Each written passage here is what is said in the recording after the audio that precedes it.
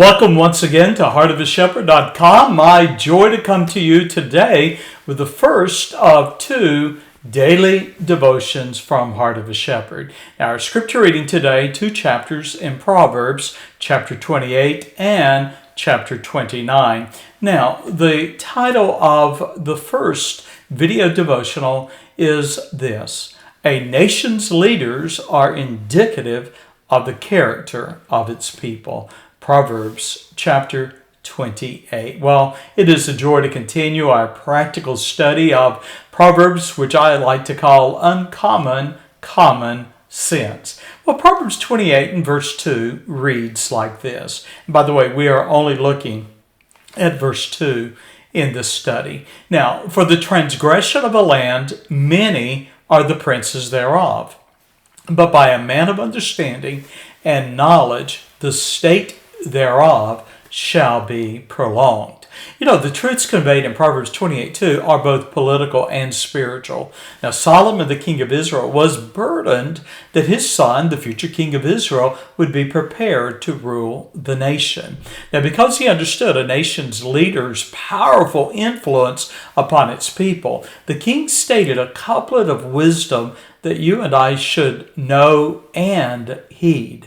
Consider Proverbs 28 verse 2 with my amplification of the scripture. And if you subscribe to heartofashepherd.com, you'll actually get this devotional in writing with my additional amplifications for this passage. Now, Proverbs 28:2, allow me now to break it down. For the transgression, literally the sin or the guilt, for the transgression of a land, a nation, many are the princes. That is, that there will be many commanders, chiefs, rulers thereof.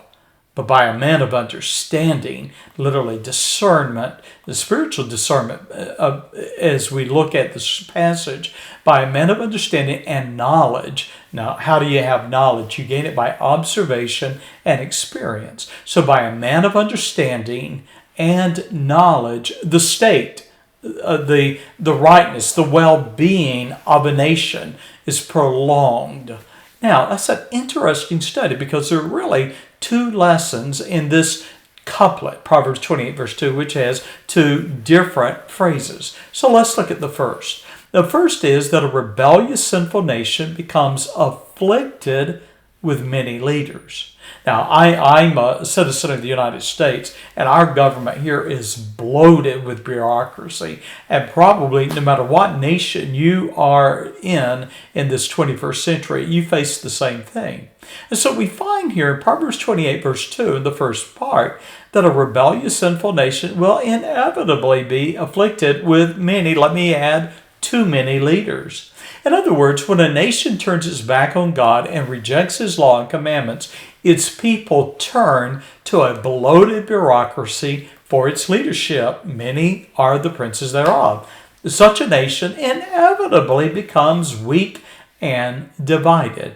Now, that truth is seen in nearly every nation of our world. Almost without exception, there is a void for moral, principled leaders, and the world has become dangerous.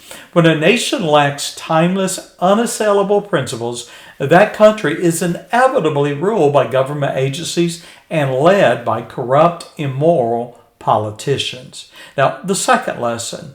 The second lesson is found in the latter half, and it reads, by a man of understanding and knowledge, the state thereof shall be prolonged. Now, you see, a nation is blessed when it is ruled by godly leaders with godly wisdom, insight, and discernment. Whether a king, queen, president, governor, senator, a representative, whatever we want to put in that is a title, no matter what the leader, integrity and dependence on God impart to a nation stability and a sense of security and, by the way, prosperity. Now, here's a lesson.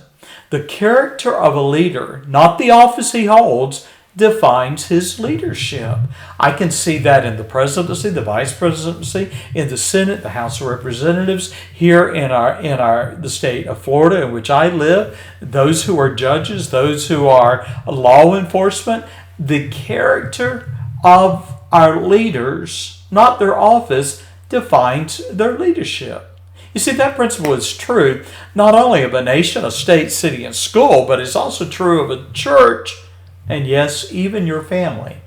Men and women of godly character make wise decisions that pave the way to health and happiness. Now, closing thought. The decline of a nation runs parallel to the decay in its moral fiber, that is, in its people. For instance, if you are an American, as I am, you question why the United States has lost its leadership role in the world and its force for good. And I would say that you need to look no further than the character of the men and women in Washington. Tragically, the moral character of a nation's leaders is indicative of its people. They are who we are. And yet I do not want to leave you hopeless or wrestling with despair. There is something that you and I can do and must do. And that is, we must pray for our nation and its leaders. 1 Timothy chapter 2 and verse 1 and 2. Here we read, I exhort therefore, first of all, supplications, prayers, intercessions, and giving of thanks be made for all men. Verse 2. For kings, for all that are in authority, that we may lead a quiet and peaceable life in all godliness and honesty. You see, the purpose of those in leadership is to ensure the safety and the quietness and the peace of the people. As God's people, you and I should be longing for and praying that we would have men and women with godly integrity, that you and I might live a quiet, peaceable life, by the way, in all godliness and honesty. Well, that's a great challenge. There will be a second devotional that will follow from Proverbs chapter 29. Thank you for being a part of our daily devotion. Bye-bye.